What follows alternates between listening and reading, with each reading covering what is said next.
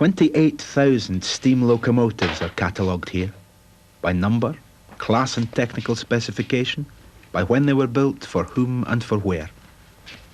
The archives of the North British Locomotive Company and its predecessors, housed today in the Mitchell Library in Glasgow, are a joy for the enthusiast, a job for the historian, and a questioning testament to human energy.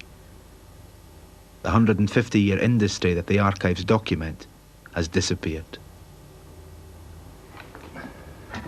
This is one of the diamond plates which was affixed to the locomotives by the North British Locomotive Company.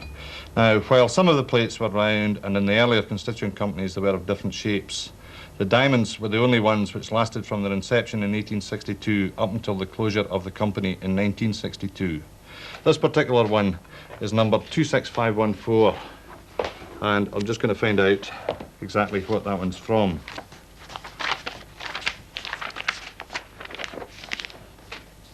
It's from a batch of 100 locomotives which were ordered for the India Store Department in 1948. Watch numbers 26415, 26514.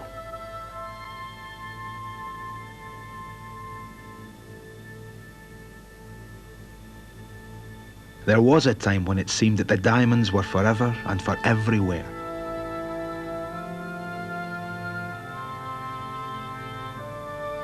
When Glasgow was the second city of the empire, when the Clyde was the way from the workshop to the world, when where the oceans and their great ships ended, the railways and their steam locomotives began. There was a time when the future was another country waiting to be opened and linked by steam.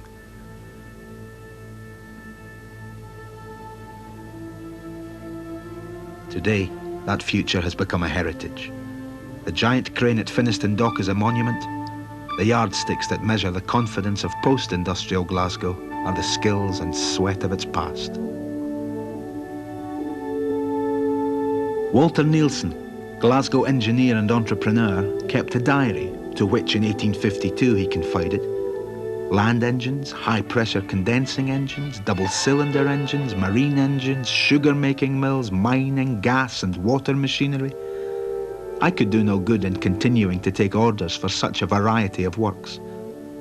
I made up my mind that I must confine myself to some speciality, and the choice seemed to be between marine or locomotive work. The choice was locomotives.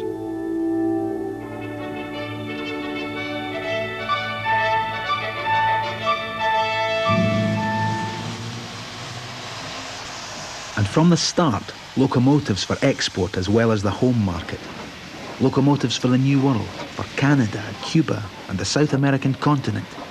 Locomotives for New Zealand to join that other Scottish export, people. Locomotives for Africa, where, with the discovery of diamonds of the literal sort at Kimberley in 1871, Europe ran riot in its haste to exploit. Nielsen's works manager and partner was a German, Henry Dubs. Dubs left Nielsen in 1863 to set up his own steam locomotive company. His replacement was James Reed, a Scot who had trained in Manchester. Reed also broke with Nielsen to build his own locomotives. By the end of the 19th century, Nielsen, Dubs and Reed, the pioneers of Glasgow steam, were all dead. But they left behind them expertise and confidence. The companies they had created were the biggest in their field in Britain.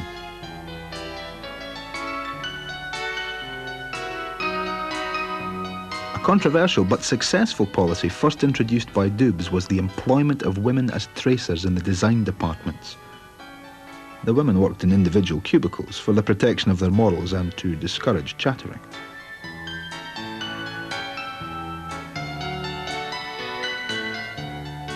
In 1903, the three rival companies amalgamated to become the Springburn-based North British Locomotive Company, the biggest manufacturer of railway engines in Europe, with a workforce of 7,500 and a production capability of 600 locomotives a year.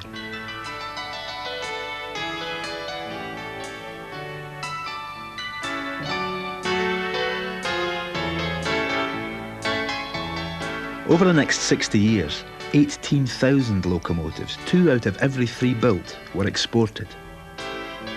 Manoeuvred through the streets of Glasgow to the gateways of the Clyde,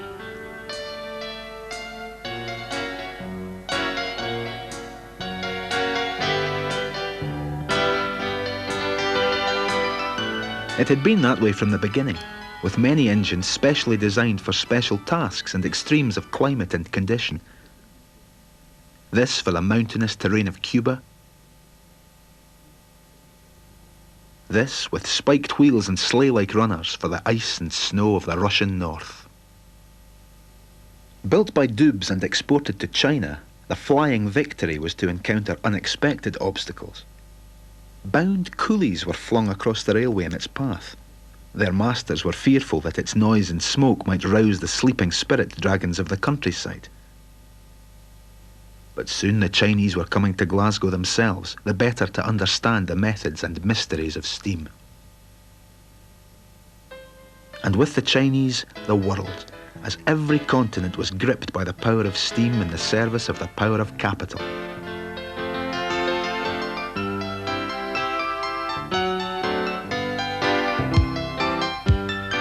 Heads of state, military and commercial leaders, potentates, princelings and puppets, all beat a path to Springburn.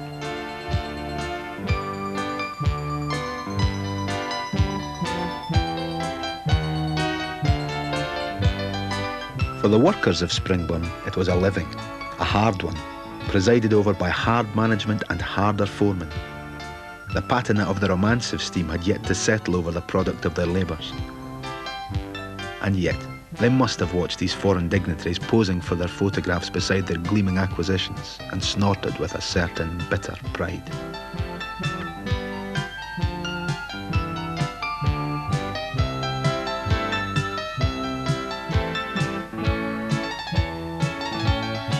Locomotives for Egypt, locomotives for Malaya. Locomotives for the Orient, where the formal writ of the British Empire meant less than the handshake deals between rapacious despots and equally rapacious British businessmen. Locomotives for South America, a continent destroyed by neocolonialism generations before the term was invented. All grist to the Springburn mills, all bread in the mouths of Glasgow workers and their families. Locomotives for India, a society and culture with which Britain's special relationship was a special licence to pillage. Locomotives for the Middle East, and a visit to Springburn by a well-known blower-up of railways, Lawrence of Arabia.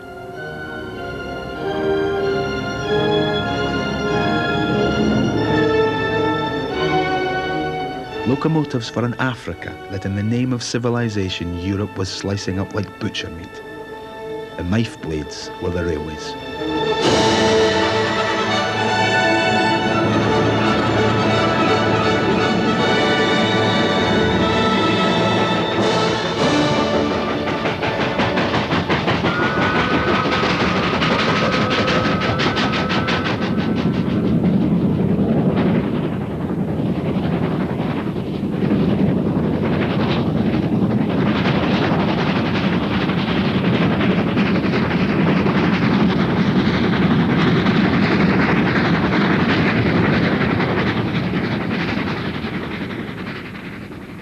It didn't, or it couldn't last.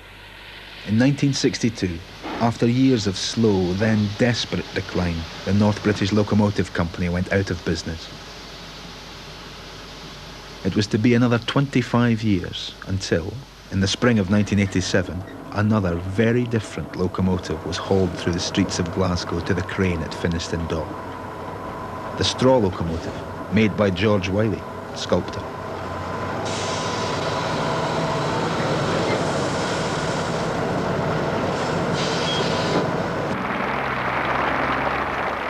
Just the idea of straw, the juxtaposition, just of straw, the lightness and the seemingly impermanence of straw against the weight and the sturdiness and the lasting quality of a locomotive. That juxtaposition appealed to me. And yet, stop and think, the locomotive has gone, the locomotives have gone, but you can still lay your hands on straw. So there's a little kind of philosophical point to be considered, just arising from the use of straw. There's a savagery about the loss of a complete industry. it to a very, very hard-working and respected group of people in Glasgow. And I wanted to end up with some sort of punch, but not, I didn't want a feeling of hopelessness. So we set it on fire in the end. We took it back to the floor of the assembly shop in Springburn and ceremoniously set it on fire, which had all the adventure and carnival of a bonfire. But there was more to it than that. There was, in a way, as to say in Glasgow, there wasn't a dry eye in the house, you know. And in the morning, when it had burnt itself out, or as the flames went down late at night, you could see inside it a question mark, which is my kind of sculptural symbol, the question mark. Always ask the questions. Why did Locomotive building disappear from Springburn? Why? The sculptor's question would be answered differently by different disciplines. History would say that the high noon of Springburn's day was already past when the North British Locomotive Company was formed. It never produced to its 600 engine a year capacity. International competition became steadily fiercer. The world was learning from Glasgow, and the world was finite after all. The economic downturns of the 20th century were scarcely compensated for by the demands of 2 world wars. Inflexible management bred an inflexible workforce. Failures of diversification, research and development, particularly in the field of diesel engines, were compounded after the Second World War by confused or absent transport policies for Britain, and by the advent of cars for the people.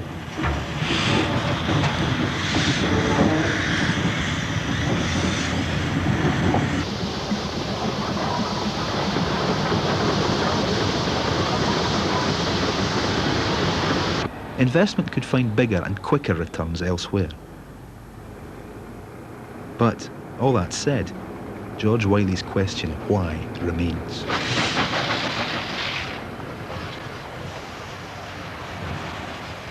We knew, we could feel it ourselves, the work was getting very scarce. And we were the first to know in the office, because usually our drawings were drawn long before they went near the works at all, you see, so that we felt it first. That was Springburn's life. He took away all the locomotives and nothing left. And that's what's happened now. There are none. To me, the fact was that you didn't appreciate what the beauty and the value of the steam engine was when you were there. What you were interested in was getting a job to make money, and it could have been anything you were making. Although there were attractions in it, and always have been, I've been interested in steam locomotives. But at that time, what you were there for was to get on with your work. I felt that they didn't want to do away with steam, really. Their minds were on steam. Steam was the thing. But later on, and looking back and tracing things and realised the value that was in steam engines, that made a difference to me. The time came round, it was my time was up. They sent for me, they said it was, I finished at 65. And I was sitting in the office the day I was leaving. I got a wee presentation, and then we're sitting in there with different ones, clerk and things. And I said, you folk are all laughing in here. He says, yeah, I'm going away.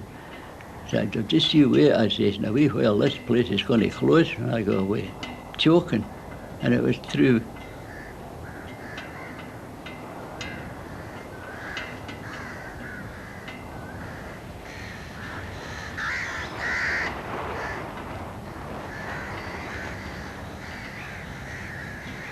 Why, with that legacy of expertise and energy, did enterprise run out of steam? Did energy itself evaporate? Or did it change its chemistry?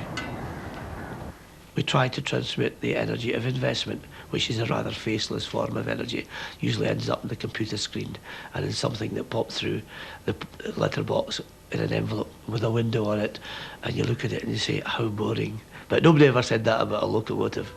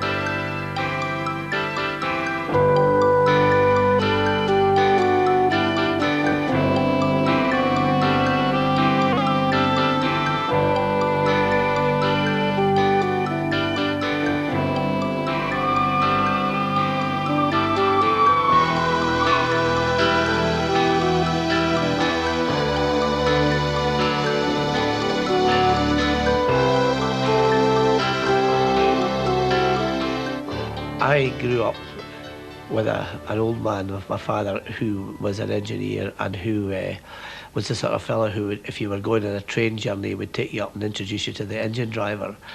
I think it's practically impossible not to love railway engines because they were all round about you, and we have this tremendous tradition of steam and engineering.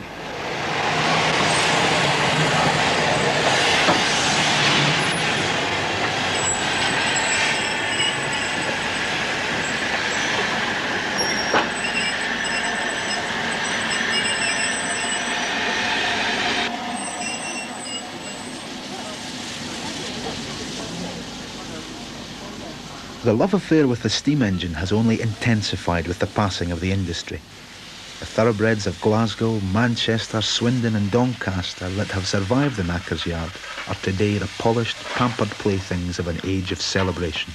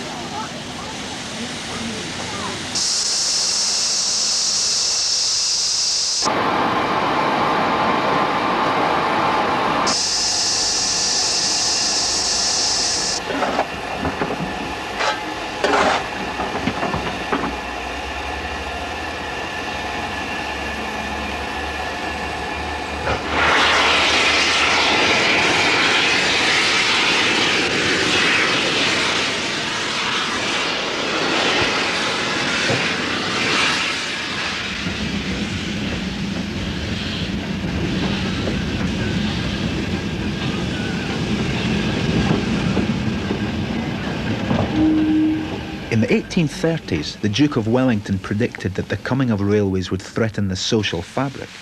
Too much mobility for the masses would be a danger. From danger to diamond, from diamond to dinosaur, from dinosaur to diamond again.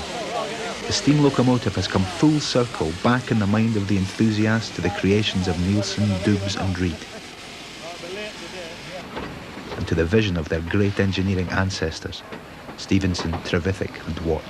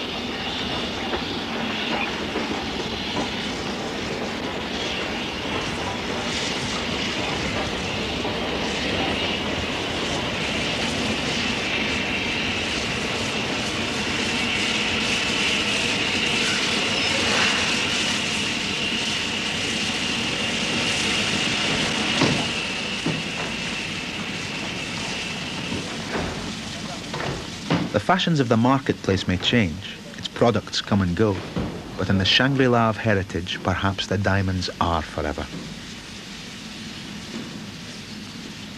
It was a great Victorian wanderer, Robert Louis Stevenson, who said that to travel hopefully is better than to arrive. In the Shangri-La of steam, the journey is always just beginning.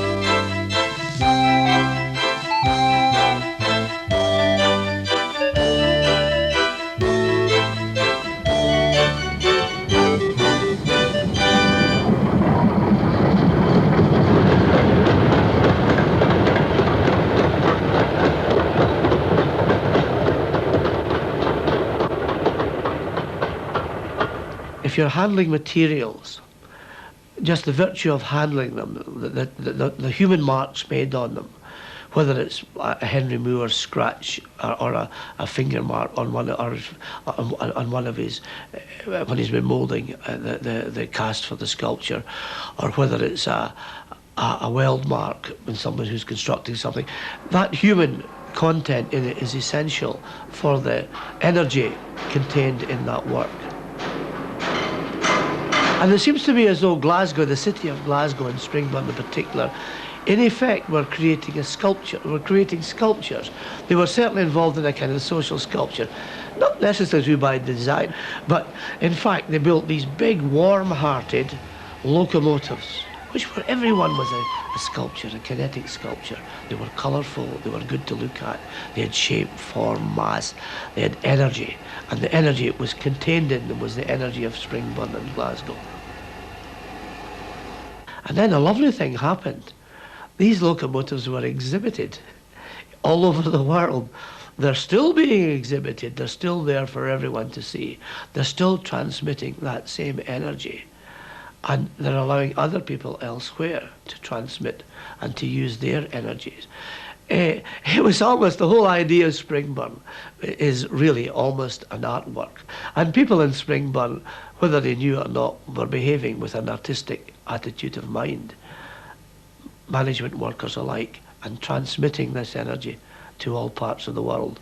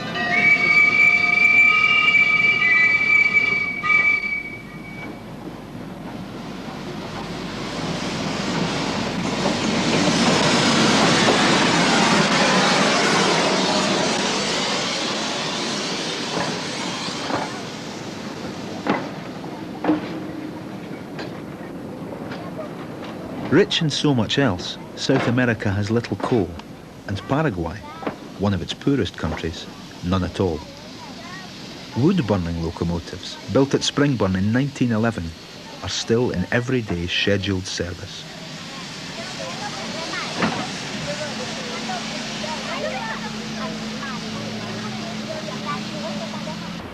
The River Paraná, between Paraguay and Argentina, is only now, in the last years of the century, being bridged.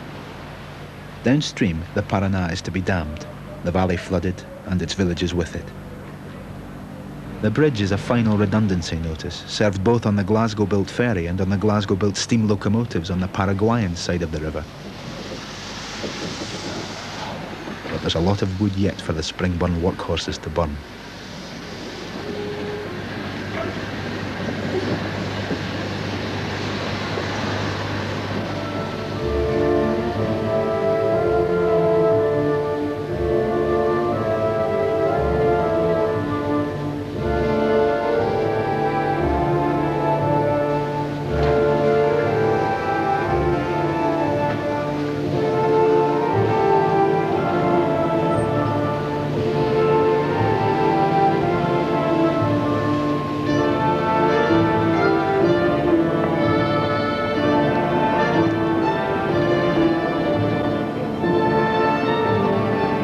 The Paraguayan people may well be said to be among the wretched of the earth politically and economically.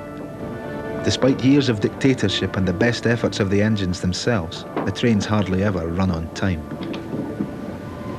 But the romance of steam has another set of priorities, which makes the wood-burning locomotives of Paraguay a beacon in a technological time warp worth travelling the world to see.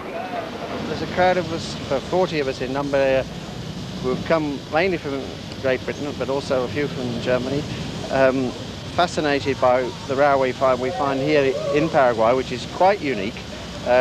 Wood-burning locomotives, no diesels, electrics they've never heard of, and it just is really quite a unique piece of operation in the world today, and of course famous for its Glasgow-built North British engines and other British and a few American-built locos, which are quite remarkable.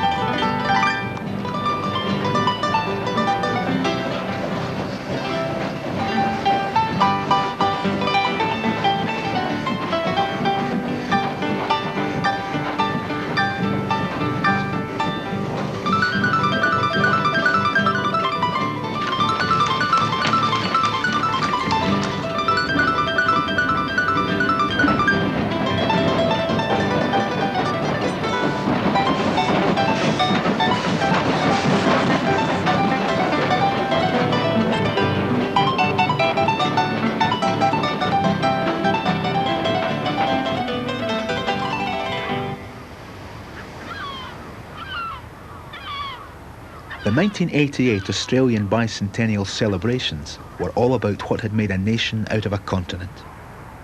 Railways and locomotives and the part they had played in the building of Australia were not forgotten.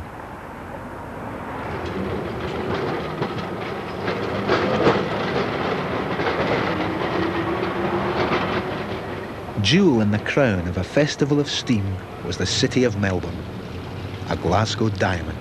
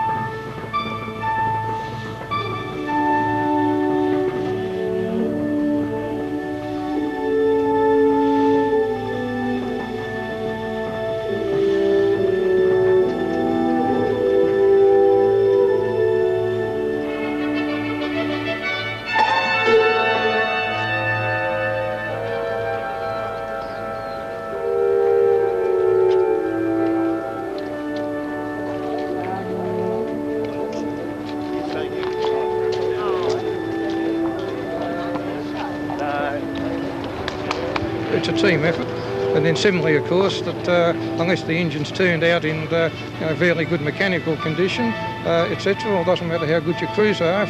If the engine's no good, well, the crew can't make it work either. So everything's a big team effort, right down from the people that drive it, the people that maintain it, and the people who even coal it or light it up. Even the littlest job around the place is part of the team.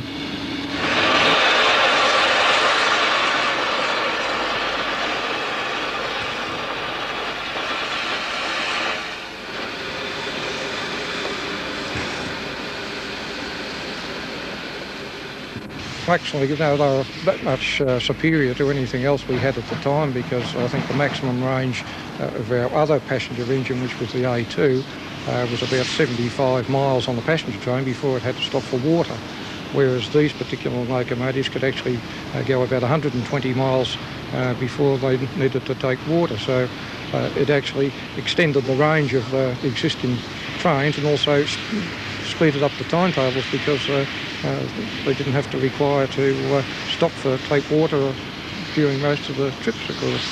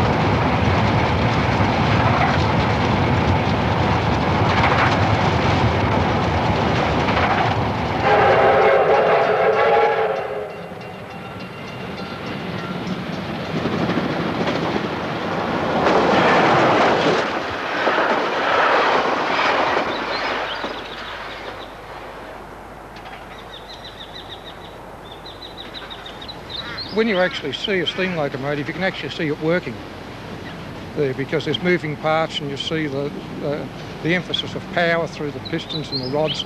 There's a lot of people interested in watching them because, yeah, they're a sight to see coming along.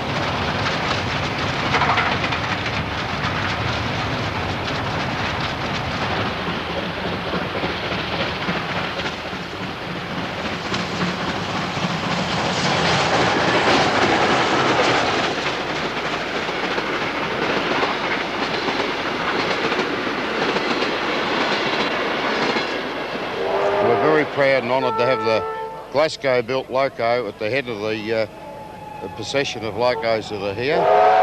The members of the group have put a lot of hard work into getting the loco to the condition it's in today. Oh, it's a great engine. There was over 70 of them running in Victoria, and there's only 7 left.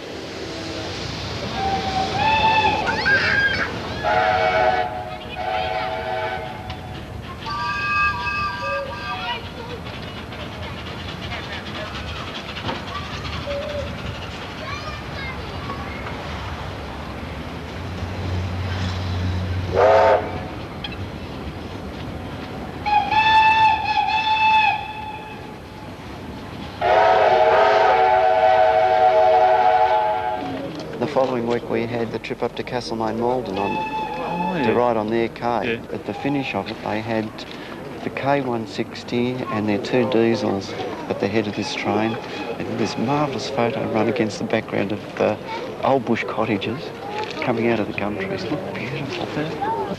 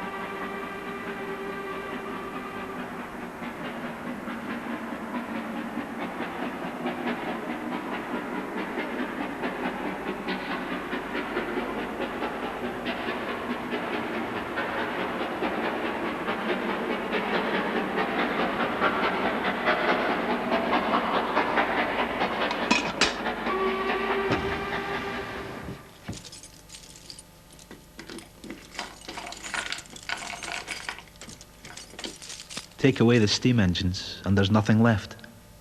That was Springburn's life.